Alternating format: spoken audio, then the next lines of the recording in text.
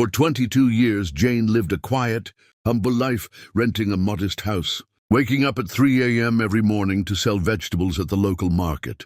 She never expected more. She never asked for anything. But one phone call from her elderly landlord changed everything. No warnings, no promises, just 6 unexpected words.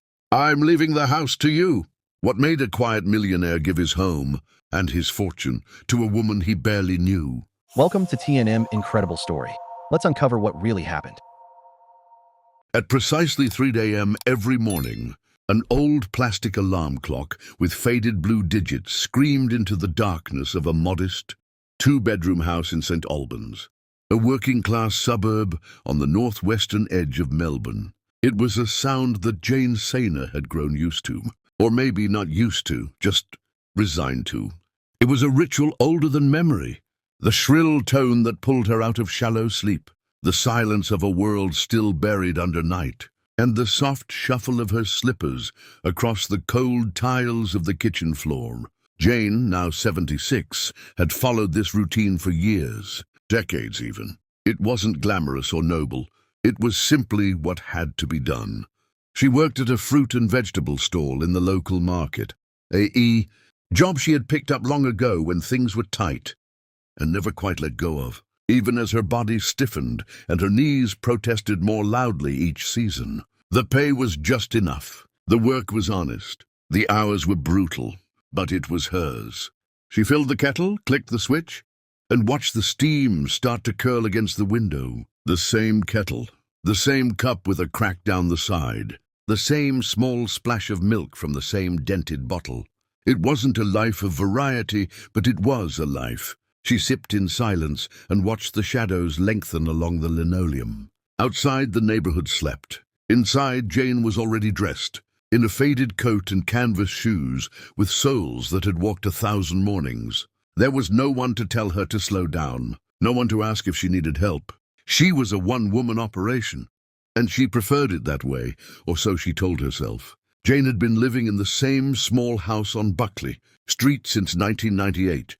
It had 2 bedrooms, one for her and one she kept mostly empty, except for old boxes, yellowed newspaper clippings, and a sewing machine that hadn't hummed in years. The house wasn't hers. It belonged to a man named John Perrott. She had never met him in person. Not really. Their interactions were brief and spaced out over decades, occasional phone calls, maybe once every few years. There was no annual inspection, no rent negotiation, no nagging, no demands. She paid $200 a week, every week without fail. And in over 20 years, the rent had never gone up, not once. It was strange. But then again, Mr. Perrott was strange. He had once told her in passing that he used to be a pharmacist, that he had no children, that he didn't like crowds. He was quiet, measured, polite, the kind of man who didn't take up much space in conversation, but left you thinking about him hours later. Sometimes Jane would wonder about him, what he ate, what he read, whether he had anyone, and every Wednesday morning, after she finished her shift at the market, she would stop by the local grocer and pick up a few items for him. Milk, apples, a loaf of rye bread. Not because he asked, but because she noticed. Because his voice on the phone sounded a little thinner with each passing year. He always tried to pay her back. He'd leave a crisp $10 note in an envelope at the door. She always returned it. There's a certain type of quiet kindness that goes unnoticed. A favor without strings. A routine that becomes a ritual, not because it's convenient, but because it's human. Jane never talked much about her own life. She didn't complain about the aching legs, or the sharp pain in her hips after carrying crates of oranges. She didn't explain why she never married, or why the 2nd bedroom remained untouched. But there was something about bringing groceries to Mr. Perrott that made her feel seen, needed, relevant. It wasn't friendship.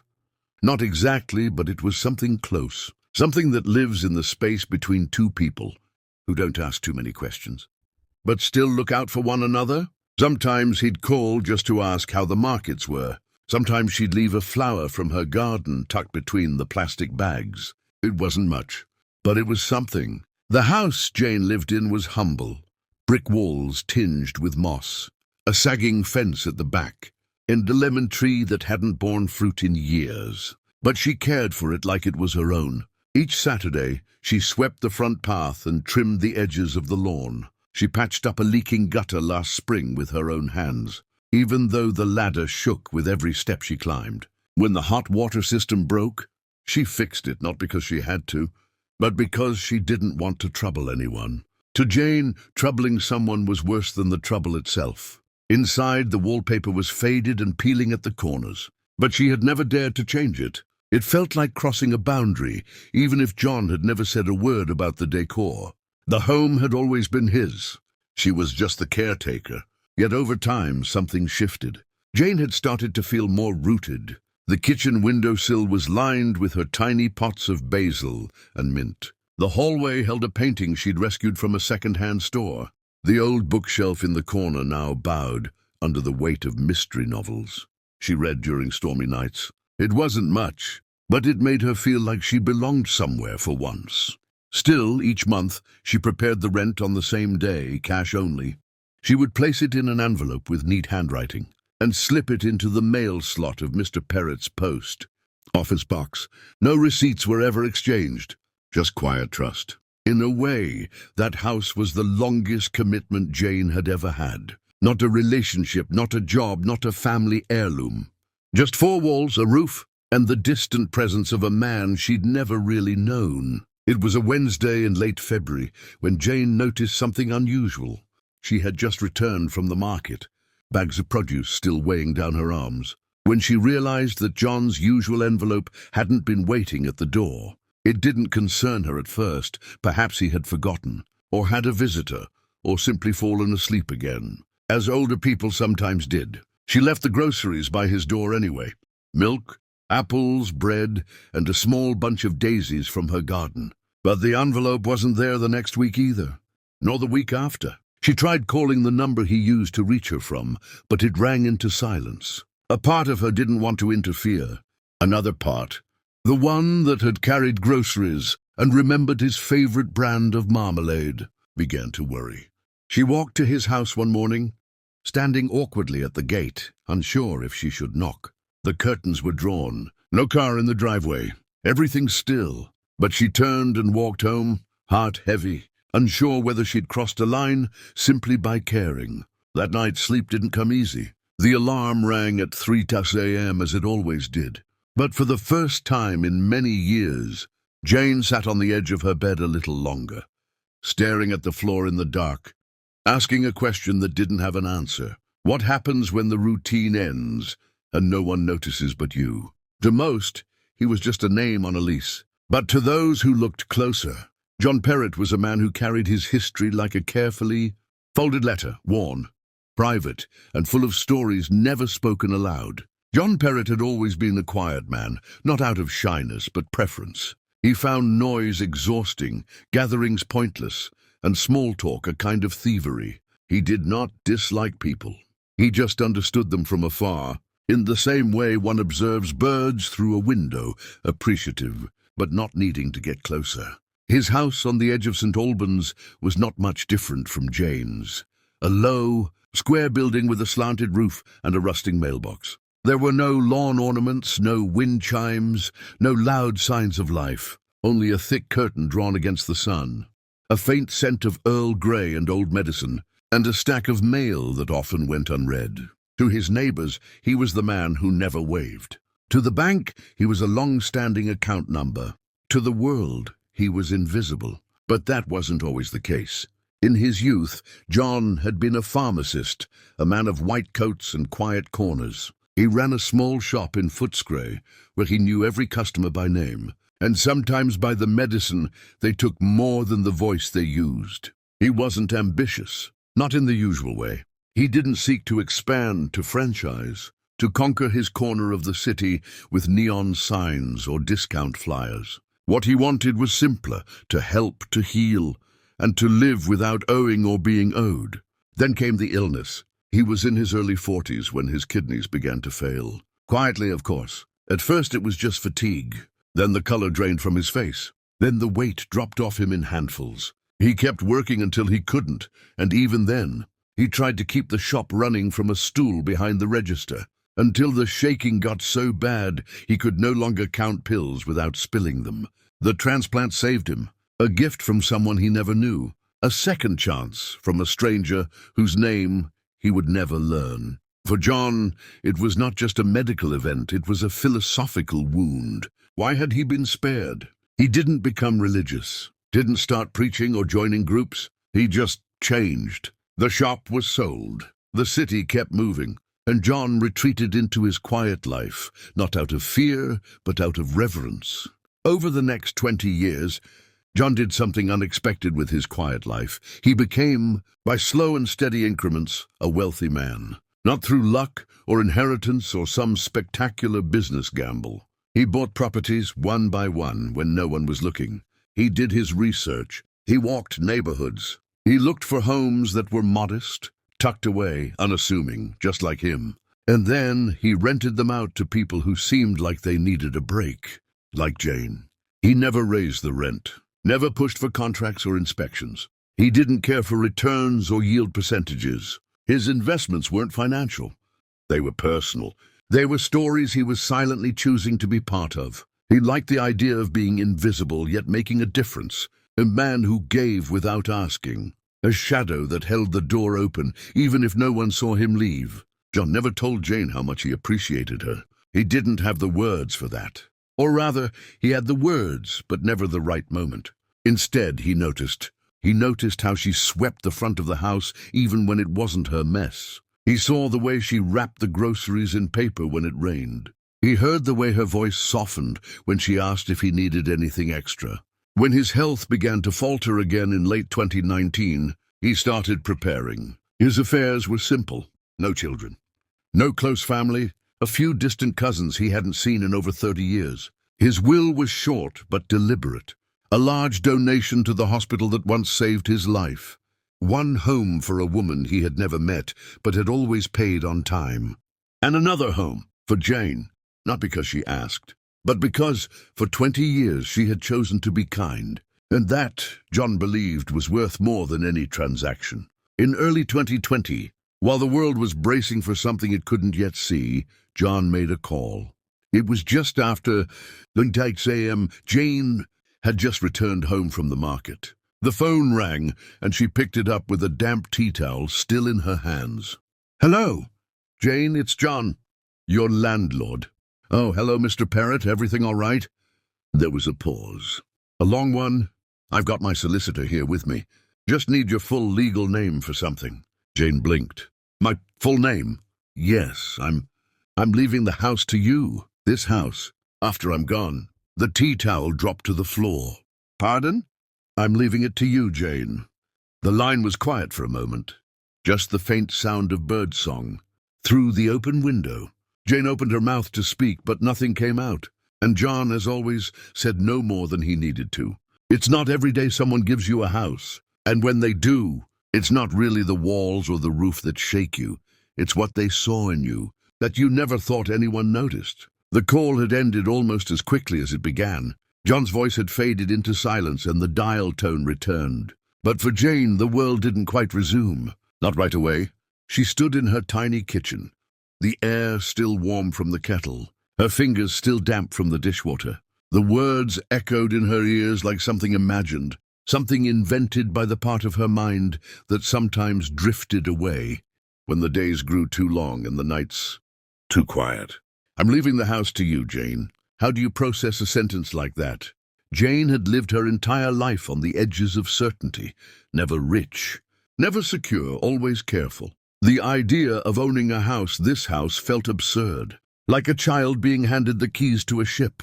She sat down slowly at the small table by the window, the chair creaking beneath her, and stared at the garden she had tended for years, her mint, her basil, her tiny tomato vine. And for the first time she realized it was hers, or would be, one day when John was gone.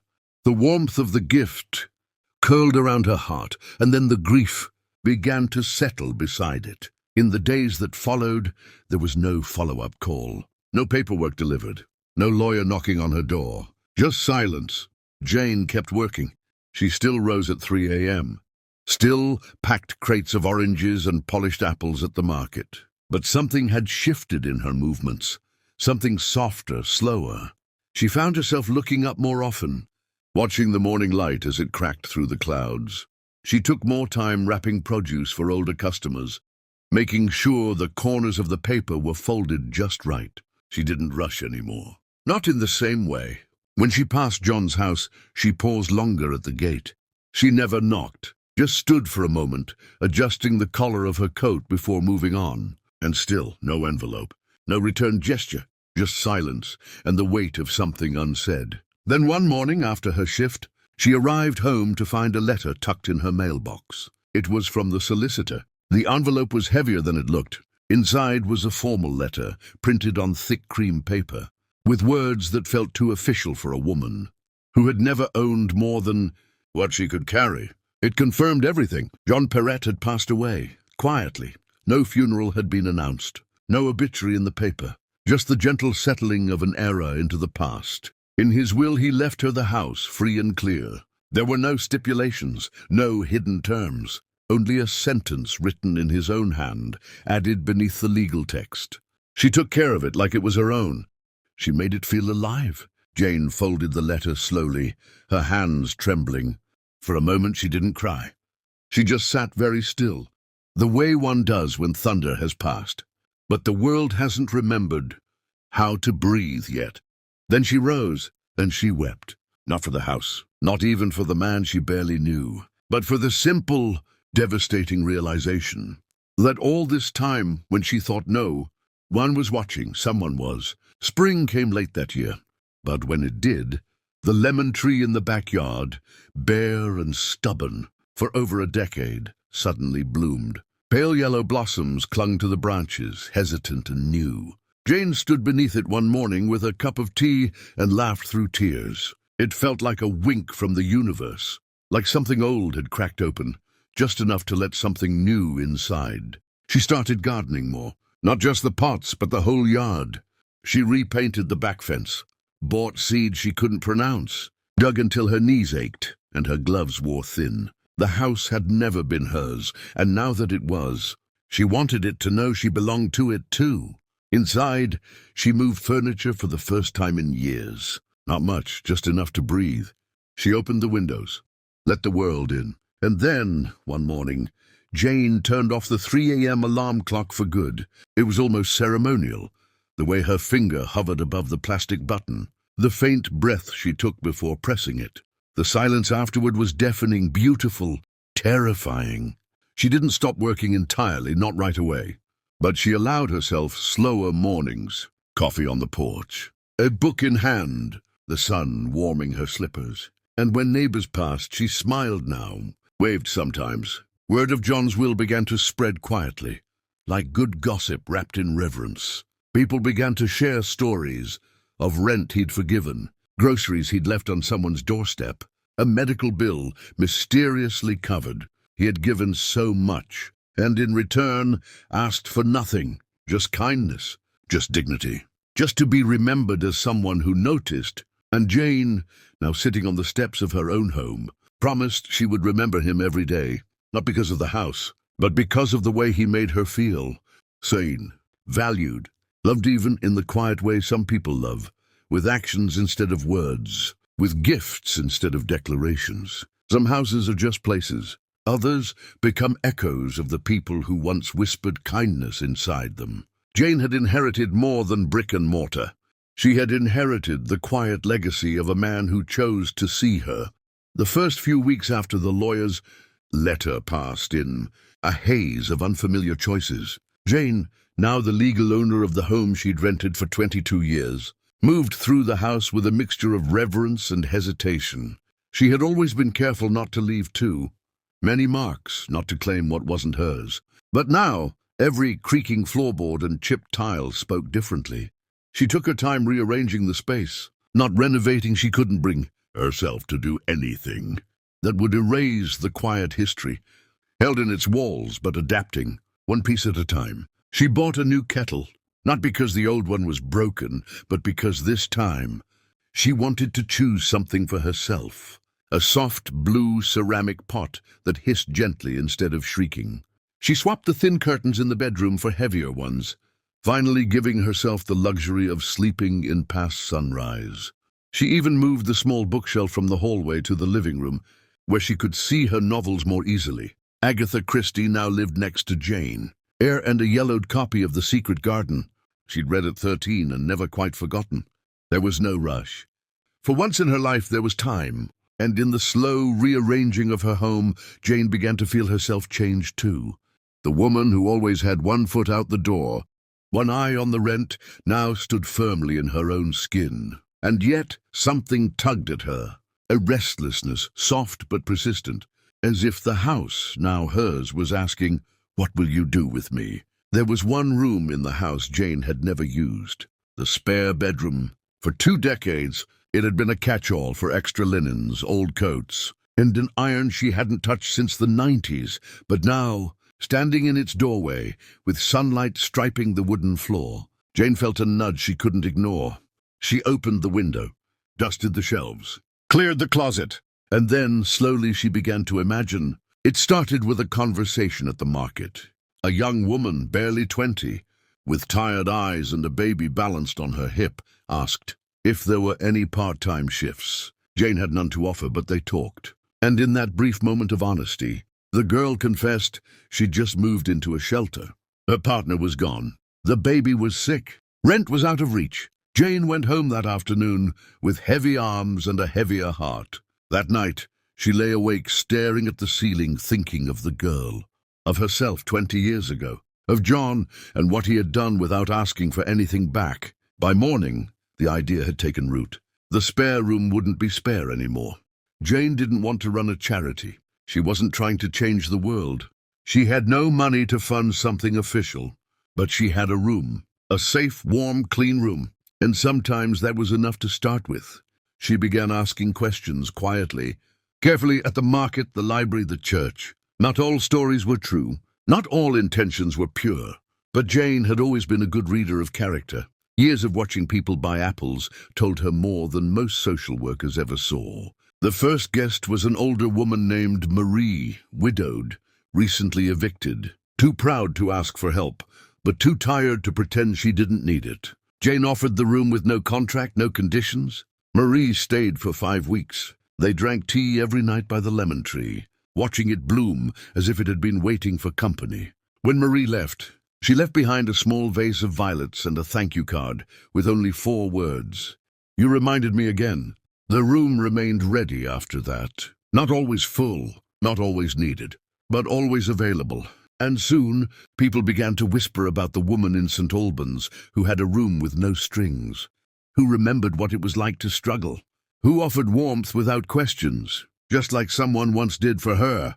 Late one night, Jane found herself sitting at the kitchen table, pen in hand, trying to write a letter she would never send. "Dear John, you probably didn't think I'd do much with it. Just live here and carry on. But it turns out kindness doesn't stop at the person you give it to. It spreads. You gave me a house. But more than that, you gave me the ability to help. And maybe that's what you always intended. Maybe you saw that in me before I ever saw it in myself. I think about you often. I think about the way you watched from a distance. Not because you didn't care, but because you did. You noticed the way I swept the path. You noticed how I wrapped your bread in wax paper on rainy days. I didn't know those small things mattered, but they did. And now I notice small things too. Thank you for the house. Thank you for the second chance. I hope you know what you did. And I hope you know you are remembered every day."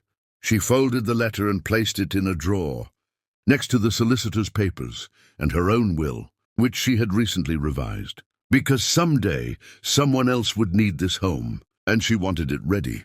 Jane never became famous. Her name never made headlines. She didn't go viral, didn't get featured in magazines or profiled on the evening news. But in her corner of Melbourne, she became something rarer, known by those who mattered. The grocer who saw her carrying extra bags for neighbors. The schoolboy she lent bus fare to without asking for it back. The women at the church who whispered to struggling mothers, "Try Jane, she might have a room." And through it all, Jane remained humble, not because she was trying to be, but because she didn't know any other way to live. She wasn't trying to repay John. She knew she never could. She was just continuing what he started, one small kindness at a time. Some stories do not end. They ripple, like sunlight on old floorboards, warming lives that were never supposed to intersect. Jane Sayner had once been saved by a quiet kindness. Years later, without fanfare, she became that kindness for someone else. The years passed quietly.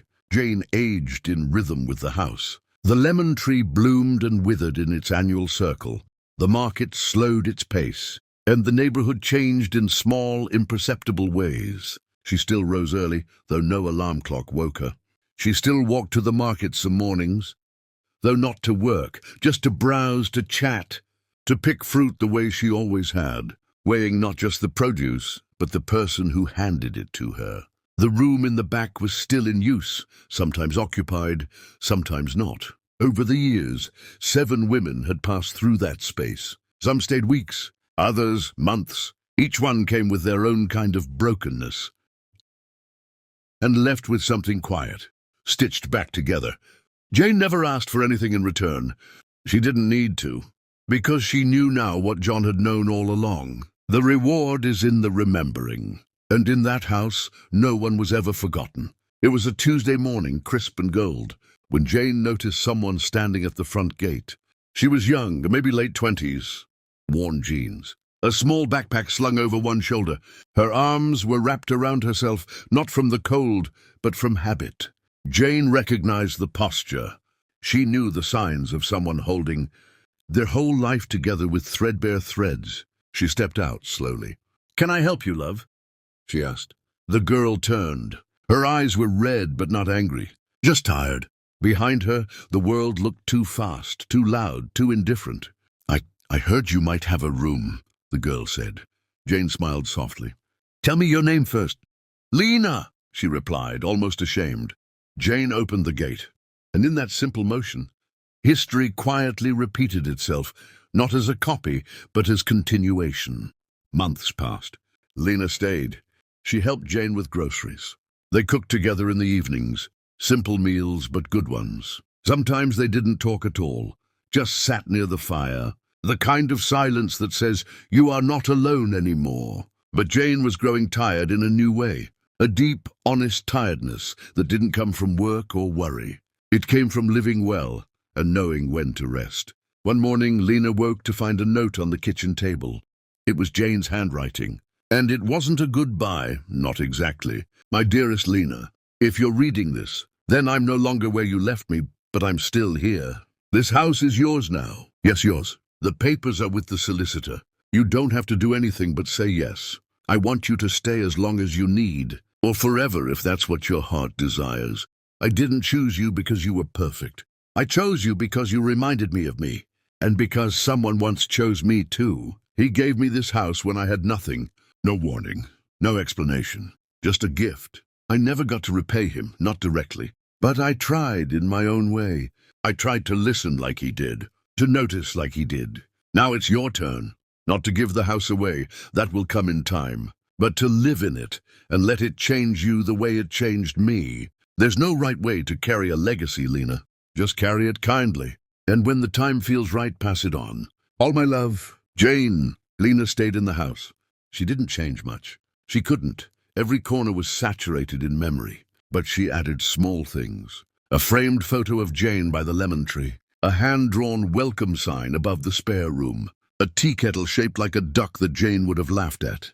And when the first knock came, a young man, lost and too proud to say so, Lena opened the door. "I have a room," she said. Just like Jane once had.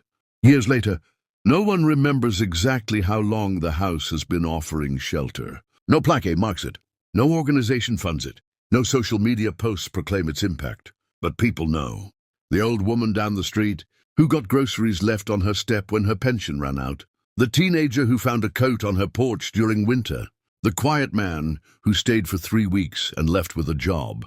In hand and tears in his eyes, the house remains quiet. But inside its silence lives something vast. A kindness that began with a man named John. A legacy continued by a woman named Jane.